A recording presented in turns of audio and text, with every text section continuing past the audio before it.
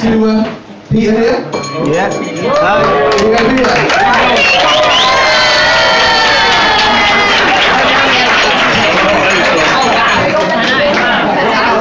Hello and welcome everybody. I'm Peter, Kate's dad.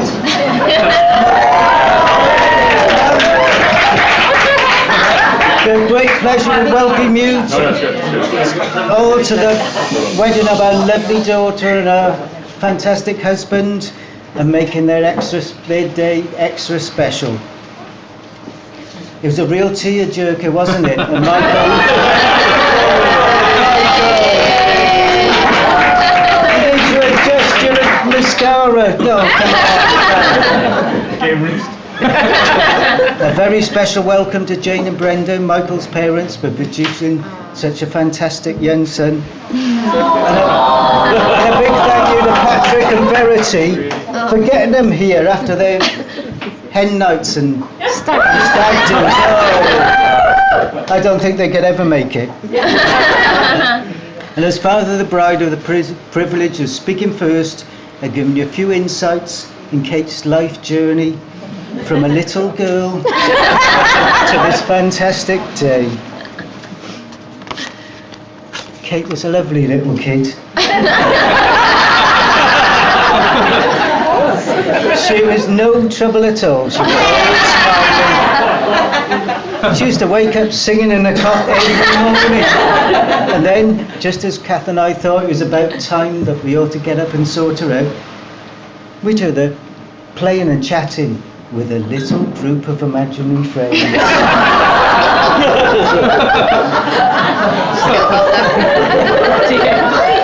You see, Kate was an only child, so had to use her imagination and make her own entertainment. And she's always good at making new friends, even with people who don't really exist. Oh, she had so much fun with those kids, and still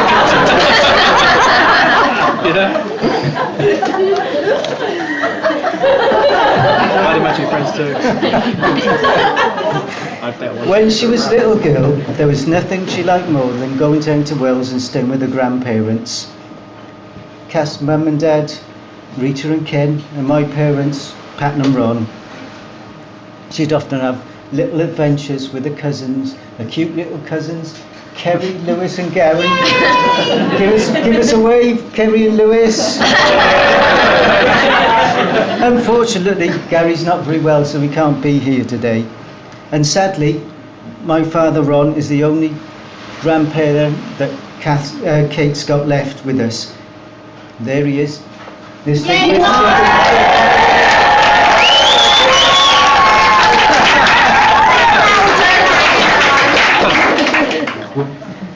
Rita, Ken and Pat, they would have been so proud to be here today and see Kate and Michael get married. Yeah. So before we go any further, let's propose the first toast of the evening.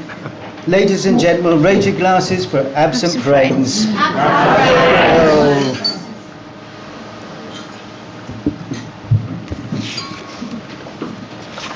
Well, in celebration of those happy times, I thought I'd try and contact someone who was really important to you when you were growing up, someone who meant so much to you.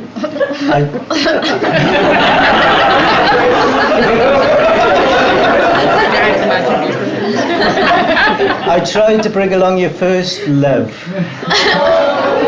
but as usual we couldn't get Billy, the horse, out of the horse box, so he couldn't be here tonight. I tried contacting Kate's favourite comedian, that little national treasure Ronnie Corbett, who she met when she was working at Kingswood Golf Club. I rang his house and his wife answered and she said, "Oh no, I'm so sorry, he's out. He's had to go down the hardware shop. He needs 4 candles." Never mind, Kate, we've already got one Ronnie to entertain us. How many more do we need? You can't go wrong with a Ron. You can't go wrong with a Ron.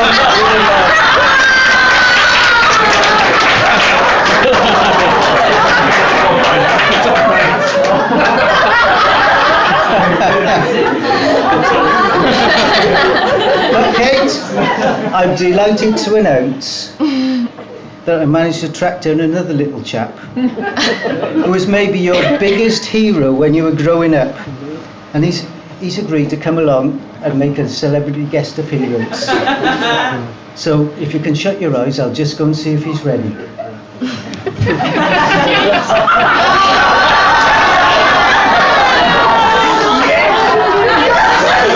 Okay, Kate, you can open your eyes. Hello, Mr. T. Hello, Kate. Hello, everybody. Sooty says, you look so beautiful today and you're marrying such a handsome chap. Well done, Kate. He hopes you'll be very happy together.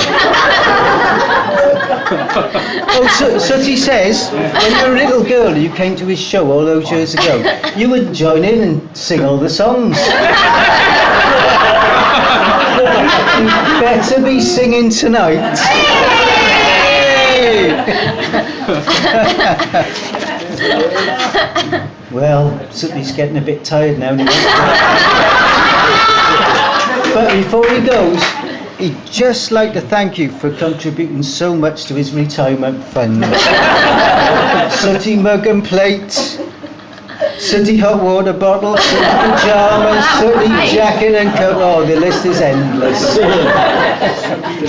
Thank you, Sooty. Bye bye, Kate. Bye bye, everybody.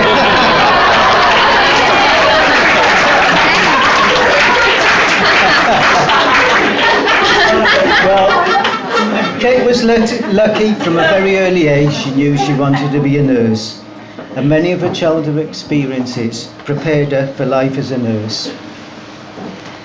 She learned the soft people skills, looking after Sooty, tucking them into bed. Early morning shifts at the yard prepared her mucking out and prepared her for the messy parts of nursing. And then late shifts at Kingswood Golf Club, looking after drunks who were always falling down prepared to lay your knee. But when you were about 15, you managed your first all-night intensive care shift. Kate arranged for a few friends to come round and stay around a sleepover and a trip to the cinema. I drove them all to Epsom and arranged to pick them up later when the film finished. Oh dear. Where's Becky? When I picked them up later, it was clear they hadn't actually been to the cinema. They didn't have a clue what film they'd been watching. Becky was a bit worse for wear. Hey, Becky. But they had a good explanation. Becky had just eaten a dodgy burger. When we got back to our house, the mason on duty that night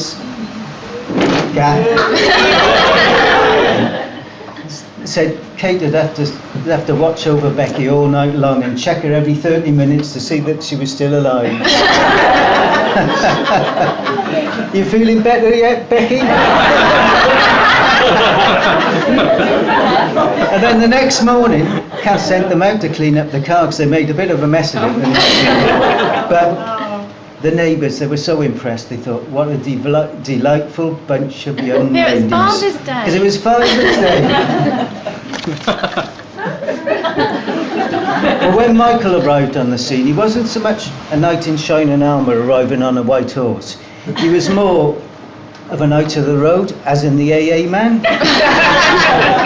Because he was forever after to drive out in the middle of the night to rescue Kate after she'd fallen asleep on the bus or the tube and got herself stranded at the end of the line after a night out in London. But Kate said he never minded.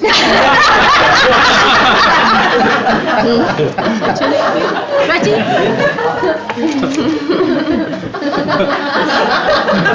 I didn't. He never complained. Well, Kate was a student in those days, and some people think they're being a bit clever and they like to categorise people as optimist, glass half full, or pessimist, glass half empty. But anyone who knows Kate knows she never does things by halves. So she's determined her own category. She's a glass full, glass empty, fill it up type of a girl.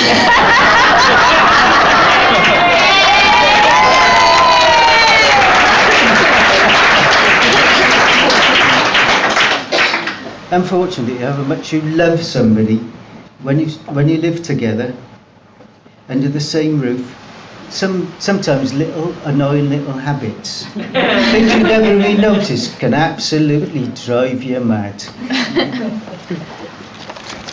But we were delighted to find out that in Michael, Kate has found a soulmate, someone who likes doing the exactly same things that she loves. Like tidying the bedroom.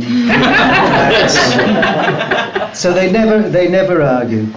But the things that they really love is going to musical festivals together. I remember one occasion when they were going to Reading and they borrowed some camping equipment off us. And it didn't stop raining all day. And I was really worried. I wondered how they'd get on in all the rain and the mud. And about 11 o'clock at night, I got a text from Kate and said, "You gave us a tent with no pegs."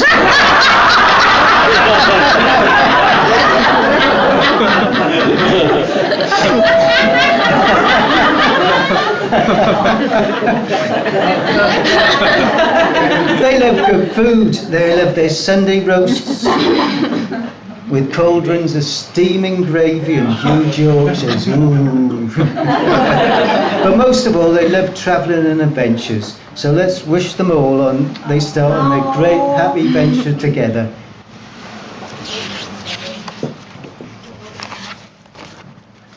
Well, Michael's a bit of a traditional at heart. And on the eve of their 3-week holiday to Bali, he phoned me up and he said, I'd like to ask you for Kate's hand in marriage. And I would like to propose to her on our holiday. So the next day on holiday, we waited for Kate's phone call. And she phoned up and said what a wonderful time she was having, but no mention of the proposal.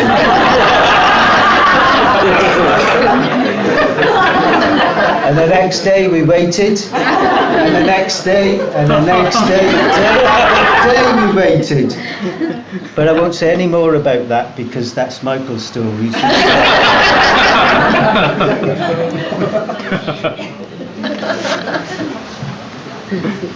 So, can you be all upstanding and raise your glasses to the new Mr. and Mrs. Michael Flynn, bride and groom.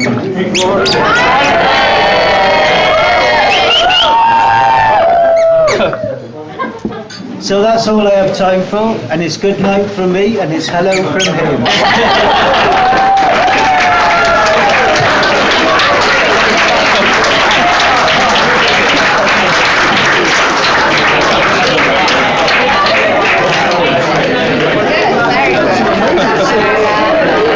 Okay, thanks Dean, that was a great speech. I'm going to be sorry for Kate, a few stories about her tonight. Hello?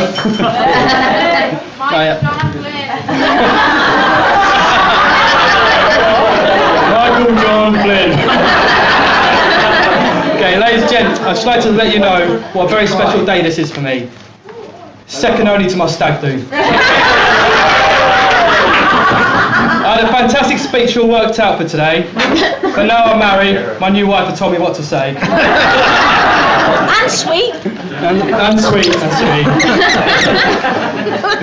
On behalf of Mrs. Flynn and myself, I'd like to say thank you all of you for coming and sharing our special day. We all know you've travelled a long way to be here and celebrate with us, so we hope it's enjoyable for you as it is special for us. Oh, yeah. I'd like to take this opportunity to propose a toast for the people who, for one reason or another, cannot be with us today. I know we would have done this, but I've written it down. Also, I'm sure there are a few looking down on us today with big smiles on their faces. Ladies and gentlemen, please raise your glasses. Absent and lost, friends and family. Yay!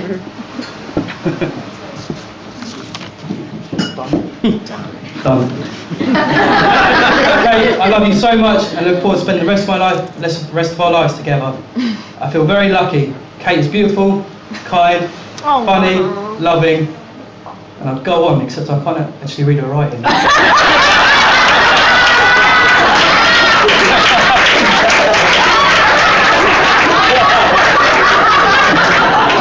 Ladies and gentlemen, please be outstanding.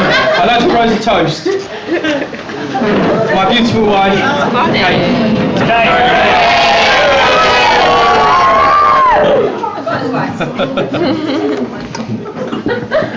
The thing about being a man is that weddings seem to organise themselves. As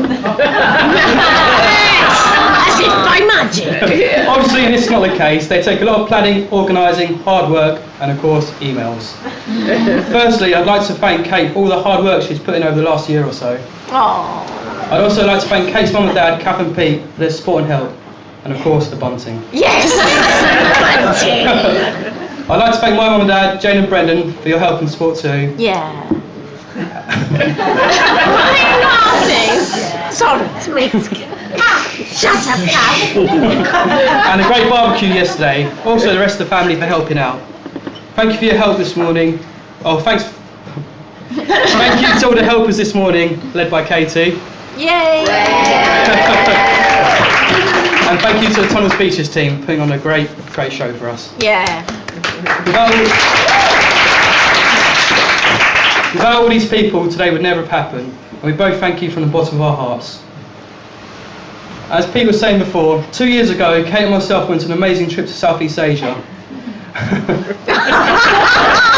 Kate got hungry. Whilst in Indonesia, we climbed Mount Rinjani, an active volcano which is over 3,700 metres high. I had planned to propose to Kate at the summit whilst we watched the sunrise. After 2 days of climbing and trekking, we finally reached the summit. The sun was rising and it was absolutely beautiful. I had the ring in my hand and I tried to usher Kate to get into a photo so I could propose. However, She was hungry. it was very early and Kate was exhausted. She was in no mood for a photo.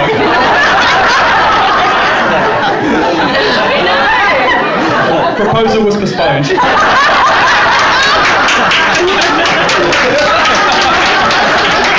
What did she actually say? A week later, we were leaving Singapore to return to London. I popped down on one knee just before we got on the train to the airport, and yes, of course, she said yes.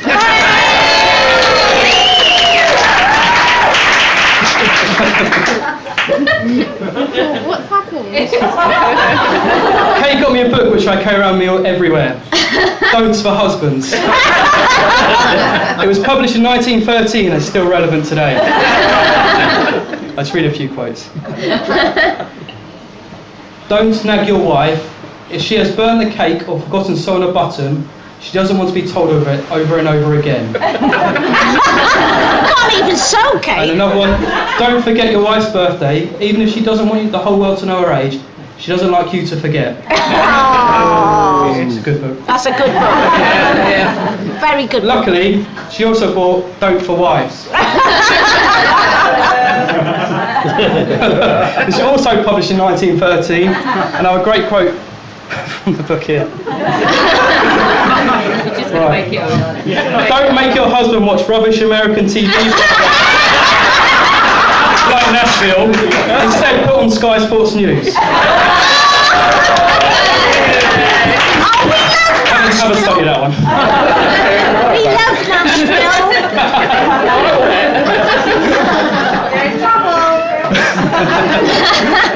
I find it difficult trying to find a wedding present for Kate. I know what she likes: roast potatoes, Yorkshire puddings. Bisto gravy, and Lurpak butter.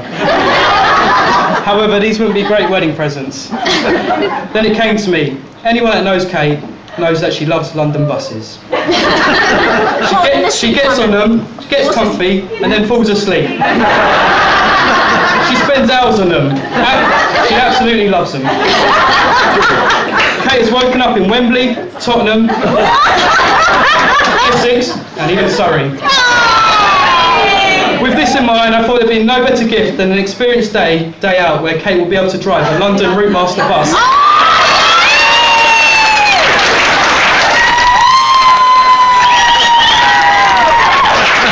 Obviously, I can't hand this to you today, so in the meantime,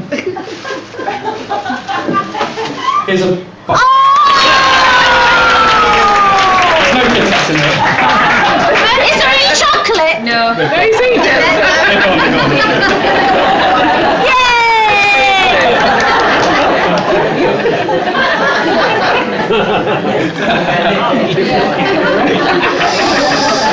Okay, right.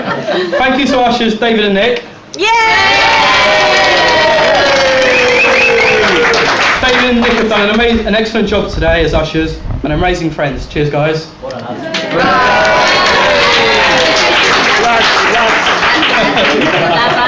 Brings me on to the bridesmaids. Hannah Leanne. Thank you very much for being our bridesmaids. I'm sure everyone will agree that you both look very beautiful today. Okay, on to the maid of honour. Oh. Perhaps I should rephrase that. Verity, thank you for being there for Kate, for the ups and downs of the wedding planning. I'm sure everyone will also agree that you look absolutely stunning today. Ladies and gentlemen, please raise your glasses. The bridesmaids. I'd like to say a big thank you to my best man, Patrick, who organised an amazing stag do. I'd like to thank him for all the work he's done today in making this stress-free as possible. Oh, you have to. Wait till later. Yeah. And by the way, Pat, he's had a few drinks. Don't believe anything he's going to say now. He just makes stuff up. But tell more stories about Kate, it's quite funny. Okay, hand you over to Patrick. Thanks, everyone.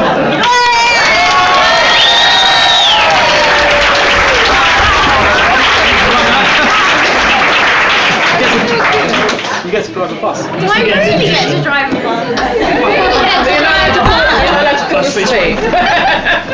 Driving it. You alright? Got enough room? Oh, it was wonderful. No pressure, Patrick. No pressure. Excuse me, just a minute. Being upstaged by a that was very good. Sweep says, yeah, it was okay. Go for it, Patrick. Good afternoon, everybody. Thank you for coming today. For those who never met me, I'm Patrick, the best man, and I have the honour of telling you what a great guy Michael is. Yeah. But before I get into that, there's some people I should say thank you today for making this day so special. Thank you to the parents of the bride and groom. For making this day so special. Thank you to the ushers. Nick, he's our head of entertainment today. If you like UK Garage, he's the man.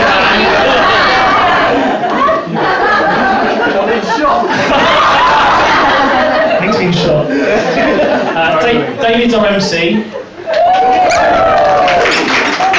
I have heard him do karaoke numerous times. I'm not sure that was the best idea to give him the mic. Later. If anyone wants to hear some stories which are too graphic for this speech, speak to one of those gents later. Just mention kebab throwing, the three amigos, streaking, or giant inflatable balls.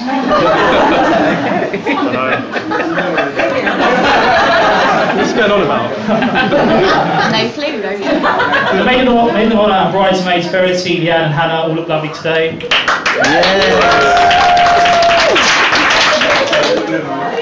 But I think everyone will agree that the only rally surpassed by Kate, who looks absolutely stunning.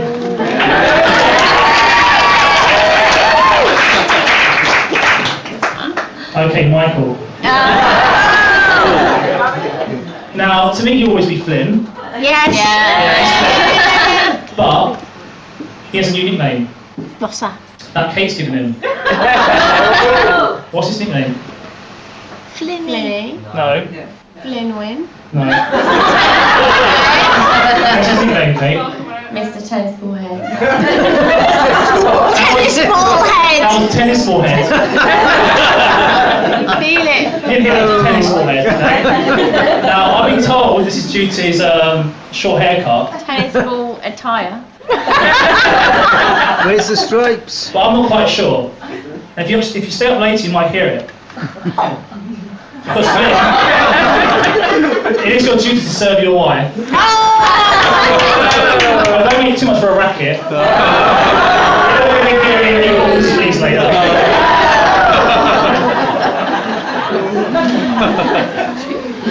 Now, as best man, other than making bad jokes, one of my things I had to do was arrange a stag do. So, so I went to the European Capital of Culture 2014, Riga, Latvia. Lovely place. I think everyone who went, there's quite a few of us here who went, they said they had a great time, apart from one night where I didn't have a great time because Flynn decided to disappear. He ran off into the night without a trace. So we're in a ex-Soviet bloc country, the groom has disappeared, basically the worst case scenario for a best man. All I could think of was, how do I explain this to Kate? But luckily, after about 30 missed calls, he picked up and we found him wandering some street. He decided to ditch his stag costume. Like I said before, big inflatable balls, speak to the ushers. So I think Michael had a good time. We got our own backronym. 2 Riga policemen gave him a good telling off. So I think he had a good stag do. Another duty of the best man is a wedding speech, where I'm meant to tell you all the good things about Michael. So I began to think of all the stories and events involving him over the years. And I kind of came across something I'd never realised before. Michael is secretly preparing for marriage for many, many years. Let me explain. Now, we attended national school together, after which Michael bravely decided to serve his country. He joined the army seeking a life of adventure, played with lots of cool toys, travelled the world. Or so you think. What Michael did was to sign up to years of being told what to do, taking orders, following regimented activities, obeying authority, being told what to do every single day. He was in training for the biggest assault course of his life.